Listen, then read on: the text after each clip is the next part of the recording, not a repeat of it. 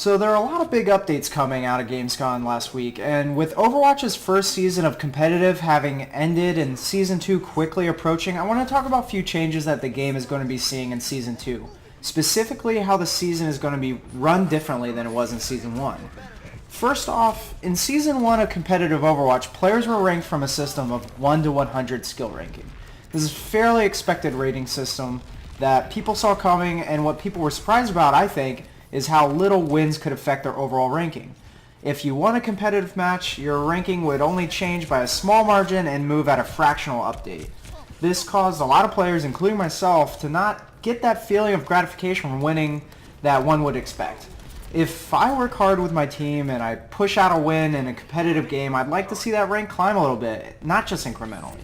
And Blizzard heard your calls. They are introducing a new skill ranking for Season 2. It's now from 1 to 5,000 versus the 1 to 100 ranking that was in Season 1.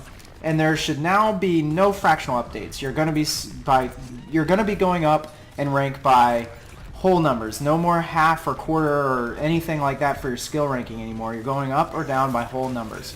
It's a small update, but in my opinion, it's really good, and it's something that the community was screaming about a lot, where you were getting a loss and going down a full skill ranking, but when you win, you barely go up at all, and that's super frustrating. I totally got it. So it is a small thing, but very well done, Blizzard.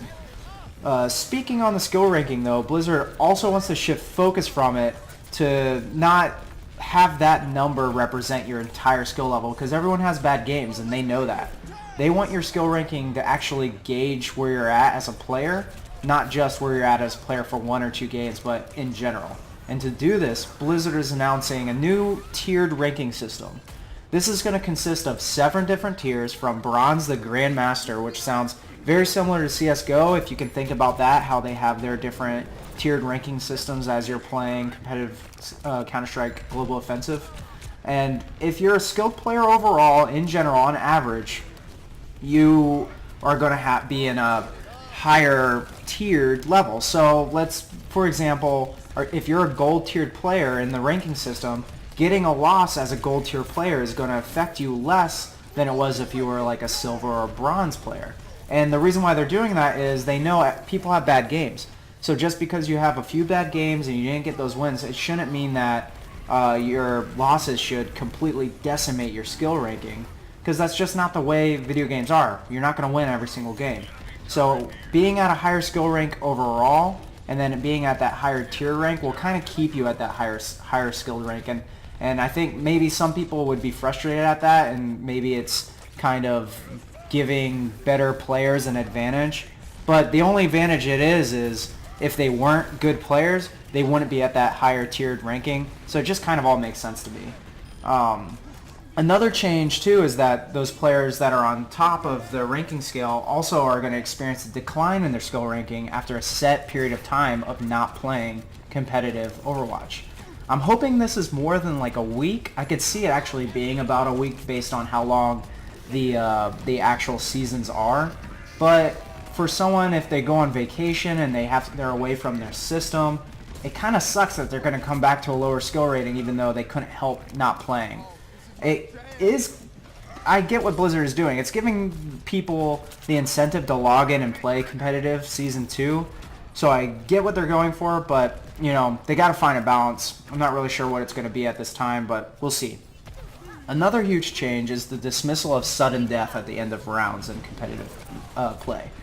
Instead, Blizzard is swapping it with a system where just both teams are getting competitive points. That's fine. I don't have any issue with it. It's the way it is. Sudden death can be really annoying, and it can go on way too long. So I know before they had a patch where they actually just lowered the amount of time that can go into overtime and sudden death, but getting rid of sudden death altogether, totally fine with that. I don't have any issues. Also, another change, teams are going to get an extra 30 seconds for every capture point they tank after point A for those type of maps. And then the bonus time for teams who capture points in less than 30 seconds has been reduced to 1 minute. So that should make it a little more unlikely for getting a draw in a match. But those are the main updates that I saw coming out of Overwatch Talk at Gamescom. What do you guys think of the updates to competitive Season 2? Were you like me? Were you a little tired of Season 1 and didn't really see the point? Are these changes going to get you back to play Season 2? I think I'm going to be playing Season 2 probably a little more than Season 1 if it plays out how I suspect it will. I like the skill rank changes. I like the tiered rankings, so that'll be interesting to see to play out amongst the community and how everyone reacts. But let me know in the comments below. What do you guys think? As always, thanks for your time, guys, and I hope your day is beer and Skittles.